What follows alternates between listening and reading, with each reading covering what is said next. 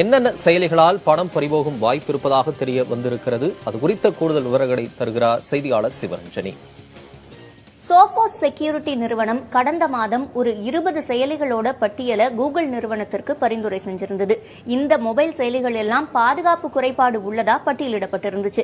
இந்த 20 செயலிகள்ல 6 செயலிகளை, அதாவது ஜோக்கர், மால்வேர் உள்ளிட்ட 6 செயலிகளை கூகுள் நிறுவனம் ஏற்கனவே ரிமூவ் பண்ணிடுச்சு. ஆனாலும் இன்னும் 14 செயலிகள் பிளே ஸ்டோர்ல இப்ப வரைக்கும் அவைலபிளா தான் இருக்கு. இந்த செயலிகள்லாம் என்னென்ன அப்படின்ற பட்டியலை நீங்க இப்ப திரையில பார்க்க முடியும். இந்த செயலிகள் எல்லாமே பணத்தை பறிக்கும் நடவடிக்கைகள்ல ஈடுபடுறதா அந்த நிறுவனம் ஒரு குற்றச்சாட்டை முன்வைக்குது. உதாரணத்துக்கு இந்த செயலிகள் எல்லாம் நம்மளோட தனிப்பட்ட தகவல்களை திருடி தேர்ட் பார்ட்டிக்கு விற்கிறது மட்டும் இல்லாம நமக்கே தெரியாம சப்ஸ்கிரிப்ஷன் ஃபீன்னு சொல்லி நம்மளோட பணத்தை நம்ம கிட்ட இருந்து எடுத்துக்கிறதாகவும் ஒரு குற்றச்சாட்டை வைக்கிறாங்க. உதாரணத்துக்கு இந்த செயலிகள்ல நம்ம பேக் பட்டனை பிரஸ் பண்ணா தானாவே நம்ம சப்ஸ்கிரைப் பண்ற மாதிரியான நடவடிக்கைகளை அந்த செயலிகள் மேற்கொள்றதா குற்றச்சாட்டு வைக்கிறாங்க.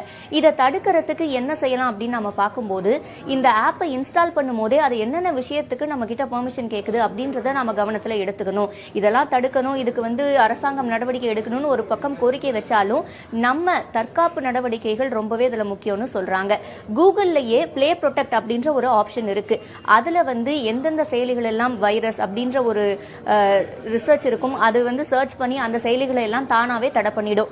ஆனாலும் இந்த செயலிகள் மாதிரியான இந்த 14 செயலிகள் பட்டியலிடப்பட்டிருக்கு இல்லையா, இது மாதிரியான செயலிகள் கோடிங்க மாத்துறது மூலமா அது ரிமூவ் செய்யப்பட்டாலும் திரும்ப திரும்ப பிளே ஸ்டோர்ல அவைலபிளா இருக்கிற மாதிரியான வேலைகள்ல ஈடுபடுறதா குற்றச்சாட்டை முன்வைக்கிறாங்க. அதனால நாம ஒரு செயலியை இன்ஸ்டால் பண்ணும்போது அந்த செயலி நிச்சயமா நமக்கு தேவையா அப்படின்றத யோசிச்சு செயல்படுறது மட்டும் இல்லாம இன்ஸ்டால் பண்ணும்போது அது என்னென்ன விஷயத்துக்கு நம்ம கிட்ட பெர்மிஷன் கேக்குது அப்படின்றதையும் நோட் பண்ணும். அந்த பெர்மிஷன் எல்லாம் அந்த செயலிக்கு நிச்சயம் தேவையா அப்படின்றத கவனத்துல எடுத்துக்கிட்டு அதுக்கப்புறம் தான் இன்ஸ்டால் பண்ணணும் அப்படின்னு வல்லுநர்கள் குறிப்பிடுறாங்க. அதுவும் முக்கியமா நல்ல அங்கீகரிக்கப்பட்ட நல்ல ஃபேமஸா இருக்கக்கூடிய செயலிகளை மட்டும் இன்ஸ்டால் பண்றது நல்லது. ரொம்ப பரிச்சயம் இல்லாத செயலிகளை இன்ஸ்டால் பண்ணாம தவிர்க்கிறது ரொம்பவே நல்லது அப்படின்னு வல்லுநர்கள் குறிப்பிடுறாங்க. தொடர்ந்து விருந்தினராக சைபர் கிரைம் வழக்கறிஞர் திரு கார்த்திகேயன் இணைப்பில் இருக்கிறார். வணக்கம் திரு கார்த்திகேயன். இப்ப நம்ம செய்தியாளர் சில செயலிகளை குறிப்பிட்டு சொன்னாங்க. உங்க பார்வையில அப்படி எந்தெந்த செயலிகள்லாம் மிக ஆபத்தானது அப்படின்னு நம்ம பார்க்க முடியும்? டிஜிட்டல் முறையில பணம் பறிக்கப்படுறது இன்னைக்கு நிறைய அதிகமாயிட்டு இருக்கு. தொடர்ந்து ஆப்கள் கண்டறியப்படுற நிலையில குறிப்பிட்ட எந்தெந்த செயலிகள்லாம் ரொம்ப ஆபத்தானது அப்படின்னு நீங்க நினைக்கிறீங்க? சரி, இந்த மாதிரி செயலிகளை என்னன்னு சொல்லுவாங்க அப்படின்னா ஃப்ளீஸ்வேர் அப்படின்வாங்க. அதாவது நம்ம மால்வேர்னு சொல்ற மாதிரி இது ஃப்ளீஸ்வேர் அப்படின்வாங்க. ஸோ இந்த fleeceware only based on subscription. So என்ன மாதிரி செயலிகள்னா, இப்போ நம்ம ஒரு பிளே ஸ்டோர்ல போய் பார்க்கும்போது மோஸ்ட்லி இந்த ஃபேண்டசி அப்ளிகேஷன்ஸ் நம்ம சொல்லுவோம் இல்லைங்களா, இந்த பிராங்க் கால் பண்றதுக்கோ இல்லை ஃபேஸை நீங்க ஏஜ் ஆனதுக்கு அப்புறம் எப்படி இருப்பீங்கன்னு பாக்குறதுக்கோ இல்லை எங்க இருக்கும்போது எப்படி இருப்பீங்கன்னு பாக்குறதுக்கோ இந்த மாதிரி பண்ற ஃபேண்டசி அப்ளிகேஷன்ஸ். ஸோ 90% இந்த மாதிரி ஃபேண்டசி அப்ளிகேஷன் மட்டும் தான் இந்த ஃப்ளீஸ்வேர் வரும். அண்ட் அதே மாதிரி நம்ம இந்த அப்ளிகேஷன் டவுன்லோட் பண்ணலாமா வேண்டாமான்னு நம்ம எப்படி எதை பேஸ் பண்ணி முடிவு எடுக்கிறோம் அப்படின்னா அதுல இருக்க ரேட்டிங்ஸ். ஸோ அந்த ஆப்புக்கு எவ்வளவு பேர் ரேட்டிங் போட்டிருக்காங்க, எவ்வளவு ரேட்டிங் இருக்குன்னு பார்த்து அதை பேஸ் பண்ணி நம்ம டவுன்லோட் பண்றோம். ஸோ இங்கதான் மிஸ்டேக் நடக்குது அப்படின்னு சொல்லலாம். இன்ஸ்டெட் ஆஃப் நம்ம அந்த ரேட்டிங்கை பார்க்கறதுக்கு பதில் அது எந்த கம்பெனி அதை டெவலப் பண்றாங்க அப்படின்றத பார்க்கலாம். பிகாஸ் எல்லா டெவலப்பர் நேமும் அந்த ஆப்லேயே இருக்கும். நீங்க டவுன்லோட் பண்றதுக்கு முன்னாடி அந்த டெவலப்பர் கம்பெனி நேம் என்ன கண்ட்ரி எல்லாமே போட்டிருப்பாங்க. ஸோ அதை பாத்தீங்க அப்படின்னா அது ரெப்யூட்டட் கம்பெனியா இல்லையான்னு பார்த்துட்டு அதுக்கப்புறம் நீங்க டவுன்லோட் பண்ணீங்கன்னா சேஃபா இருக்கும். ஏன்னா நிறைய பேர் சொல்லுவாங்க ரேட்டிங் தான் நல்லா இருக்கு அப்படின்னு. ரேட்டிங்கை மேனிபுலேட் பண்றதுக்கும் நிறைய கம்பெனிஸ் இருக்காங்க. சப்போஸ் இந்த ஃப்ளீஸ்வேரே நீங்க எடுத்துக்கிறீங்க அப்படின்னா இவங்க என்ன பண்ணுவாங்க அப்படின்னா இவங்க டைரக்டா எந்த பணத்தையுமே உங்க அக்கௌண்ட்ல இருந்து எடுக்க மாட்டாங்க. ஸோ இவங்க என்ன பண்ணுவாங்க அப்படின்னா வேற சில கம்பெனிஸ்க்கு சப்ஸ்கிரிப்ஷனா உங்க அக்கௌண்ட்ல இருந்து பணத்துக்கு போற மாதிரி பண்ணுவாங்க. ஸோ இந்த பிசினஸ் எப்படி ஆப்ரேட் ஆகுதுன்னு பாத்தீங்க அப்படின்னா, ஃபார் எக்ஸாம்பிள் நான் இப்போ நெட்ஃபிளிக்ஸ் மாதிரி ஒன்று ஆரம்பிக்கிறேன்னு வச்சுக்கோங்க. ஸோ எனக்கு நிறைய சப்ஸ்கிரைபர்ஸ் வேணும். அதுக்கு நான் நிறைய மார்க்கெட்டிங் பண்றேன். எனக்கு சப்ஸ்கிரைபர்ஸ் ஓரளவுக்கு வராங்க. அந்த மார்க்கெட்டிங்ல ஒரு ஃபீல்டு என்ன பண்ணுவோம், இந்த மாதிரி ஆப் டெவலப்பரை போய் நான் அப்ரோச் பண்ணுவேன். இந்த மாதிரி எனக்கு சப்ஸ்கிரிப்ஷன் கொடுங்க, நிறைய கஸ்டமர்ஸை கொண்டு வாங்க அப்படின்னு. அவன் சொல்லுவான் என்னன்னா எனக்கு ஒரு 1 மில்லியன் சப்ஸ்கிரிப்ஷன் கொடுக்குறேன், எனக்கு இவ்வளோ அமௌண்ட் நீங்க பேமெண்டா கொடுங்க அப்படின்னு சொல்லி அவங்க கேட்பாங்க. சரி அப்படின்னு சொன்னோம் அப்படின்னா அவங்க என்ன பண்ணுவாங்க, இந்த மாதிரி அப்ளிகேஷன் அப்பதான் டெவலப் பண்ண ஆரம்பிப்பாங்க. இந்த மாதிரி ஃபேண்டசி அப்ளிகேஷன் டெவலப் பண்ணி அந்த ஃபேண்டசி அப்ளிகேஷனை ப்ரமோட் பண்ணுவாங்க. ஸோ நம்ம ஒரு ஆர்வத்தில் அந்த ஃபேண்டசி அப்ளிகேஷனை டவுன்லோட் பண்ணுவோம்.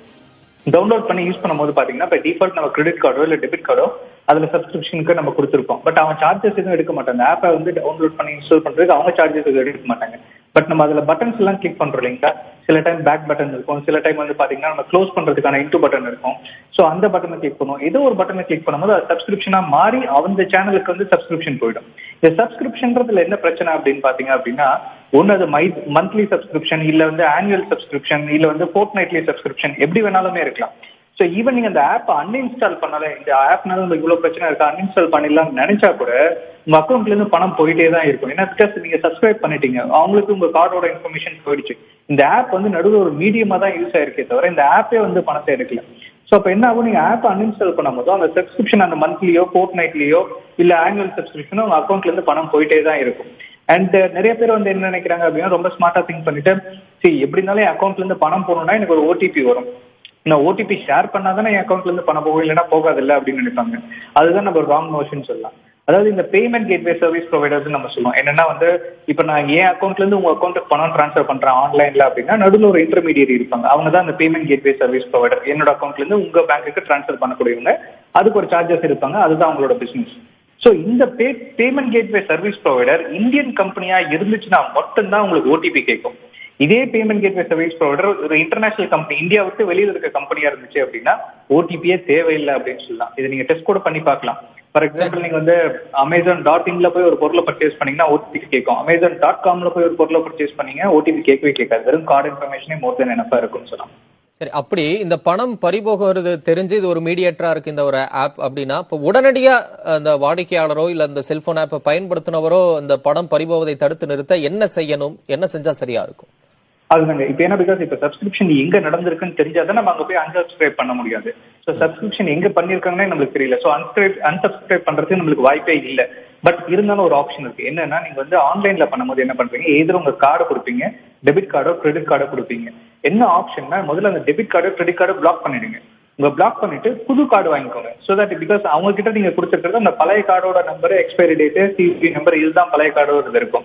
நீங்க பேங்க்ல கூப்பிட்டு சொல்லிட்டீங்க அப்படின்னா அது பிளாக் ஆயிடும். அது 100 பிளேசஸ்ல போய் சப்ஸ்கிரிப்ஷன் இருந்தாலுமே அந்த கார்டு பிளாக் ஆயிடுச்சுன்னா ஃபர்தரா அந்த அக்கௌண்ட்ல இருந்து பணம் போகாது. இந்த செயலி மூலமா பணம் பறிபோனா அதுக்கு வங்கிகள் பொறுப்பாகுமா? அந்த மாதிரியான சில கேள்விகள் கூட முன்வைக்கிறாங்க. அந்த மாதிரி எதுவும் பொறுப்பாகுமா? இதுல வந்து பாத்தீங்க அப்படின்னா அதுக்கு தான் நம்ம சொல்றோம், இந்த அப்ளிகேஷன் நம்ம இன்ஸ்டால் பண்ணும் போதே அந்த எண்ட் யூசர் லைசன்ஸ் அக்ரிமெண்ட் அப்படின்னு சொல்லக்கூடியதுல அந்த டேர்ம்ஸ் அண்ட் கண்டிஷன்ஸ் அப்படின்றது. ஸோ அந்த டேர்ம்ஸ் அண்ட் கண்டிஷன்ஸ்ல இதை தெளிவா போட்டிருப்பாங்க. சரி, நாங்க வந்து ஒரு இன்டர்மீடியரி, நாங்க வந்து வேற ஒரு சப்ஸ்கிரிப்ஷனுக்கு போவோம், அவங்க மென்ஷன் கூட பண்ணிருப்பாங்க இந்த மாதிரி நாங்க இந்த பட்டனை பிரஸ் பண்ணீங்கன்னா சப்ஸ்கிரைப் பட்டன் இது, பட் வந்து நேம் வந்து பேக் பட்டனோ இல்ல வேற ஏதாவது ஒன்று போட்டிருப்போன்றதெல்லாம் தெளிவா அந்த அக்ரிமெண்ட்ல போட்டிருப்பாங்க. ஸோ நம்ம ஐ அக்ரின்னு கொடுத்துட்டு இன்ஸ்டால் பண்ணும் போதே வந்து பாத்தீங்க அப்படின்னா நம்ம எல்லாத்தையும் புரிஞ்சுக்கிட்டோம், அப்படி புரிஞ்சுட்டு தான் நம்ம இன்ஸ்டால் பண்றோம். அதுதான் ஐ அக்ரிக்கான மீனிங். ஸோ ஐ அக்ரி கொடுத்துட்டு இன்ஸ்டால் பண்ணும்போது அதுக்கப்புறம் நம்ம வந்து திருப்பியும் போய் எனக்கு தெரியலைங்க, எனக்கு தெரியாம போயிடுச்சு அப்படின்னு நம்ம கிளைம் பண்ணவே முடியாது. தெரியாம போயிடுச்சு அப்படின்னா நம்ம ஆப் இன்ஸ்டால் பண்ணல, நம்ம அக்கௌண்ட்ல எப்படி பணம் போச்சுன்னா தெரியலன்னா தான் அந்த நம்ம கிளைம் நம்ம பண்ண முடியும். பட் இதுல வந்து டேர்ம்ஸ் அண்ட் கண்டிஷன் அக்ரி பண்ணிட்டு நம்ம இன்ஸ்டால் பண்ணிருக்கோம், அதனால அது கிளைம் பண்றதுக்கான வாய்ப்புகள் ரொம்ப கம்மி. செல்போன் செயலியின் மூலம் பணம் பறிபோனால் எடுக்க வேண்டிய நடவடிக்கைகள் குறித்து வங்கி உயர் அதிகாரியுடன் நமது செய்தியாளர் நாகேந்திரன் நடத்திய கலந்துரையாடலை பார்க்கலாம். செல்போன் செயலிகள் மூலம் பணம் பறிபோனால் அதற்கு வங்கி பொறுப்பாகுமா அல்லது வாடிக்கையாளரின் கவனக்குறைவா என்பது குறித்து பேசுவதற்காக நம்மிடம் மதுரை மாவட்ட முன்னோடி வங்கியின் மேலாளர் அறிவழகன் நம்மிடம் இருக்கிறாங்க. அவங்களிடமே கேட்கலாம். சார் வணக்கங்க சார். ஒரு வாடிக்கையாளர் ஒரு செல்போன் செயலியில் மூலயமா வந்துட்டு அவரோட பணத்தை வந்து பறி கொடுத்தா அதுக்கு வந்து வங்கிக்கு பொறுப்பாகுமா, இல்லை வங்கி வந்து என்ன மாதிரியான அறிவுரைகள் சார் வாடிக்கையாளர்கள் சொல்றீங்க? இன்றைக்கு வந்து டிஜிட்டல் பேங்கிங் வந்து அரசாங்கம் ஊக்குவிக்கிறது. அதனால தான் அந்த டிஜிட்டல் பேங்கினுடைய பணமில்லா பரிவர்த்தனையினுடைய ஒரு தொடர்ச்சியாக தான் அந்த ஃபோன்பே மற்ற செல் மூலம் நம்ம பணவர்த்தனை நடந்து கொண்டு இருக்கிறது. இப்போ பார்த்தீங்கன்னா நிறைய கம்ப்ளைண்ட்ஸ் வந்து பணம் இழந்துடுறாங்க வருது. அதுக்கு எப்படி வருதுன்னா உங்களுக்கு வந்து மக்கள்கிட்ட வந்து எப்படி ஏமாத்துறாங்கன்னா உங்களுக்கு வந்து பரிசு விழுந்திருக்கிறது, அது கொரோனா நிவாரணம் கொடுக்குறோம், அது ஆன்லைனில் வந்து உங்களுக்கு வந்து லோன் சேங்ஷன் பண்ணுறோம், இந்த மாதிரி சொல்லி நம்மள்கிட்ட வந்து அவங்களுடைய ஆதார் நம்பரையும் அல்லது ஏடிஎம் கார்டு நம்பரையோ அல்லது சிவிவி நம்பரையோ அல்லது ஓடிபி நம்பரையோ வாங்கிடுறாங்க. இந்த மாதிரி சூழ்நிலையில் நம்மளுடைய என்ன கஸ்டமர்கள் வந்து வாடிக்கையாளர்கள் எப்படி இருக்கணும்னு பார்த்தீங்கன்னா எந்த சூழ்நிலையிலும் வந்து நம்ம தன்னுடைய ஏடிஎம் கார்டு நம்பரையோ சிவிவி நம்பரையோ ஓடிபி நம்பரையோ அல்லது செல் நம்பரையோ அல்லது ஆதார் நம்பரையோ யாருக்கும் கொடுக்கக்கூடாது. இது வந்து முக்கியமானது. வங்கியிலிருந்து எந்த வங்கியிலிருந்தும் உங்களுடைய ஏடிஎம் கார்டு சம்பந்தமாகவோ அல்லது டிஜிட்டல் டிரான்சாக்ஷன் சம்பந்தமாகவோ எந்தவித கேள்வியும் கேட்க மாட்டாங்க, எந்தவித விவரமும் உங்கள்கிட்ட கேட்க மாட்டாங்க. அதனால் வாடிக்கையாளர்கள் இந்த மாதிரி கேட்கையில் மிகவும் எச்சரிக்கையாக இருக்க வேண்டும். அதே மாதிரி செல்லு வந்து ஓடிபி நம்பர் வருதா அல்லது எஸ்எம்எஸ் வருதா அது உடனே பார்க்கணும். பார்த்து என்ன வந்திருக்குங்கிறத நம்ம தெரிஞ்சுக்கணும். இது இப்போ வந்து இப்போ சார் கேட்டது மாதிரி நிறைய டிஜிட்டல் டிரான்சாக்ஷனில் நிறைய ஃபெயில் டிரான்சாக்ஷன் வருது. அதுக்கு என்ன பொறுப்பு அப்படின்னு பார்த்தீங்கன்னா பேங்குக்கு பொறுப்பு இருக்குது, கஸ்டமருக்கு பொறுப்பு இருக்குது. பேங்குக்கு எப்படி பொறுப்பு இருக்குன்னா பேங்க் மூலம் ஏதாவது ஒரு தவறு நடந்து அது வந்து வங்கி வாடிக்கையாளருக்கு பாதிப்பு ஏற்படுதுன்னா வங்கி வந்து தனது முழு பணத்தையும் திருப்பி கொடுத்துருது. அதே நேரத்தில் வாடிக்கையாளர் வந்து தன்மேல் தவறு வைத்துக் கொண்டு உதாரணமாக ஓடிபியை கொடுத்து விடுறது, ஏடிஎம் கார்டை கொடுத்து விடுறது, செல் நம்பரை கொடுத்து விடுறது, சிவிவி நம்பர் கொடுத்து விடுறது, இந்த மாதிரி கொடுத்து ஏமாந்து போயிட்டோம்னா அது வந்து வாடிக்கையாளர் தான் பொறுப்பு. எந்த ஒரு வாடிக்கையாளர் இந்த மாதிரி நிகழ்ந்து போச்சுன்னா குறைந்தது 72 மணி நேரம், அது 3 நாளைக்குள்ள வந்து பேங்கில் வந்து அந்த எங்கே கணக்கு வச்சிருக்கீங்களோ அந்த பேங்கில் போய் நீங்கள் வந்து புகார் பண்ணிடணும். 48 மணி நேரத்துக்குள்ள எஃப்ஐஆர் வந்து போலீஸ் ஸ்டேஷனில் போட்டு கொண்டு மனு கூட கொடுத்துடணும். இது வந்து மிக முக்கியம். இது பண்ணையில் உங்களுக்கு அந்த நீங்கள் கொடுத்த வாடிக்கையாளர் வந்து மனு கொடுத்த தேதியிலிருந்து பேங்க் பொறுப்பாயிடுறாங்க. ஈவன் வந்து மிஸ்டேக் வாடிக்கையாளருக்கு இருந்தால் கூட அதுக்கு பின்னால் வரவிடாமல் தடுக்கிறதுக்கு தேவையான முயற்சிகளை வந்து பேங்க் எடுத்துரும். அதுக்கு பின்னால் உங்களுக்கு இழப்பு ஏற்படாது. திரு கார்த்திகேயன், இப்ப தனிப்பட்ட பயனாளர்கள் கடைபிடிக்க வேண்டிய விஷயங்களை தாண்டி அரசு இதுல வந்து கண்டறிந்து இந்த மாதிரியான ஒரு போலி ஆப், பணப்பறிக்கும் ஆப்பை கண்டறிந்து தடை செய்வதற்கான சாத்தியங்கள் இருக்கா? நிறைவா உங்க கருத்து சுருக்கமா. கண்டிப்பா பண்ணலாங்க. இது வந்து பாத்தீங்கன்னா இன்ன வரைக்கும் நம்மளுக்கு இந்த சைபர் ஸ்பேஸ் ரெகுலேட் பண்ணாம இருக்காங்கன்னு சொல்லலாம். சோ இது ரெகுலேட் பண்ற மாதிரி ஒரு சென்சார்ஷிப் போர்டு மாதிரி ஏதாவது ஒன்று கொண்டு வந்தாங்க. இப்ப எப்படி மூவிக்கு நம்மளுக்கு சென்சார்ஷிப் போர்டு இருக்கும், அந்த மாதிரி மொபைல் ஆப்புக்கு ஒரு சென்சார்ஷிப் போர்டு கொண்டு வந்தாங்கன்னா அந்த போர்டுல வந்து எல்லா ஆப்பையும் டெஸ்ட் பண்ணிட்டு இந்த ஆப் வந்து இந்தியன் யூசர்ஸ் யூஸ் பண்ணலாமா வேண்டாமா டெஸ்ட் பண்ணிட்டு அவங்க சர்டிஃபை பண்ணதுக்கு அப்புறம் அது பிளே ஸ்டோர்லயோ இல்ல ஆப்பிள் ஐ ஸ்டோர்லயோ அவைலபிளா இருக்க மாதிரி இருந்துச்சு அப்படின்னா சேஃபா இருக்கும்னு சொல்லலாம். ஏன்னா பிகாஸ் இது வரைக்கும் வந்து பாத்தீங்கன்னா ஈவன் இந்த பிளே ஸ்டோர்ல கூட பாத்தீங்கன்னா கம்யூனிட்டி கைட்லைன்ஸ் எல்லாம் பாத்தீங்கன்னா குளோபல் கம்யூனிட்டி கைட்லைன்ஸ் தான் இருக்கும், இந்தியன் பேஸ்ட் இருக்காது. ஸோ அதனால வந்து முடிஞ்ச வரைக்கும் பாத்தீங்க அப்படின்னா வந்து இந்த மாதிரி வந்து இந்தியாவில வந்து இதை ரெகுலேட் பண்ணாங்க அப்படின்னா மட்டும் தான் இந்த மாதிரி பிரச்சனையிலிருந்து நம்ம தவிர்க்க முடியும். இல்ல அப்படின்னா வந்து நம்ம எப்படி பாதுகாத்துக்கிறது அப்படின்றது தான் பார்க்கணும். மோஸ்ட்லி நம்ம இந்த ஃபேண்டசி அப்ளிகேஷன்ஸ் பக்கம் எல்லாம் போகாம இருந்தோம் அப்படின்னாலே ஓரளவுக்கு சேஃபா இருக்கலாம். நன்றி.